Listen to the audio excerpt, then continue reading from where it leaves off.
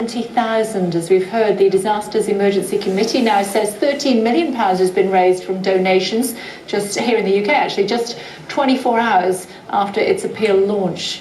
Well, Jerry Velasquez is from the UN Office for Disaster Risk Reduction, and he is in our central London studio for us this afternoon. Thank you so much for joining us on Sky News. Talk to us about this region, about the area, and about what can actually be done to help those people who are desperate for food and water and somewhere to live.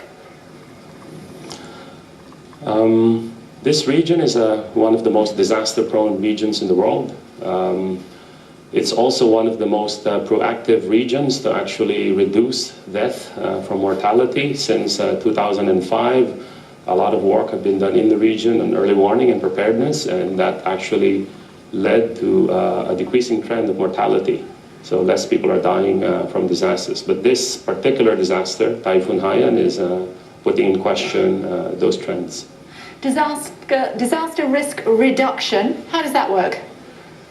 It's actually preventing disasters from happening in the first place by looking at the underlying drivers of risk, including poverty, preparedness, and developmental patterns that in particular induce risk. Yeah, so if it's about preparing people and warning people for what might happen, given that this was well documented, well traced beforehand, why do you think so many people have still died? In the Philippines, the history of early warning is in particular related to typhoons, because there are 20 typhoons that hit the Philippines every year. In the past, the warning is based on wind speed. So you would have warning 1, 2, 3 based on wind speed.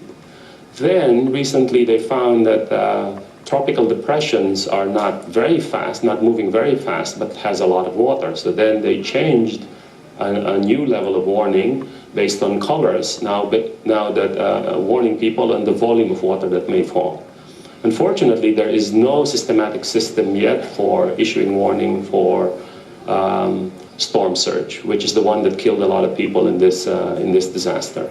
So maybe that's something that could be changed in the future. Yeah, also I suppose infrastructure is something that needs to be thought about. An awful lot of money being donated at the moment, people seeing those struggling to survive. Many thousands of others have lost their lives. But we've seen from my colleague Colin Brazier, who's been reporting that these flimsy structures are just ripped apart when the winds and the waves come through. What can be done to try to make sure that better structures are constructed? Unfortunately, a lot of the houses, the people who are living in the coast, because of the level of poverty as well, are also built in very flimsy structures, as you already noted. I think the opportunity is to actually ensure that the reconstruction builds not just the houses, but the critical infrastructure, the roads, the bridges, the hospitals, far more resilient. So I think that's the opportunity now. Well, presumably that can be built into future disaster risk assessment, can't it?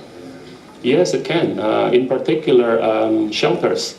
Because in this particular case, the shelters that were used by the people were they themselves destroyed, the schools.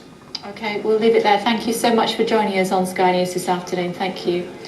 £13 million donated by the British so far since this appeal began a little over 24 hours ago. We showed you actually all